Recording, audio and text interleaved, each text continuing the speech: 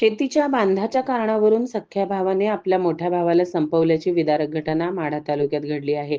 याबाबतची अधिक माहिती अशी की 68 वर्षीय वृद्ध हनुमंत गायकवाड यांचे छोटे बंधू उत्तरेश्वर गायकवाड वय 54 यांनी आपल्या भावाला शेतीच्या बांधाच्या किरकोळ कारणावरून डोक्यात आणि छातीवर मोठा दगड घालून संपवले आहे.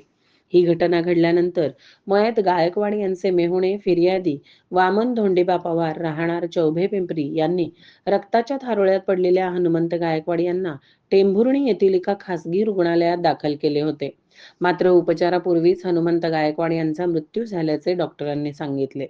या प्रसंगी पोलीस निरीक्षक नारायण पवार यांच्या मार्गदर्शनाखाली अधिक तपास करत सहाय्यक पोलीस निरीक्षक गणेश चौधरी यांनी गायकवाड यांना अटक केली. माढा येथील न्यायालयापुढे गायकवाड यांना उभे केले असता 20 फेब्रुवारी पर्यंत उत्तरेश्वर याला पोलीस कोठडी सुनावण्यात आली आहे.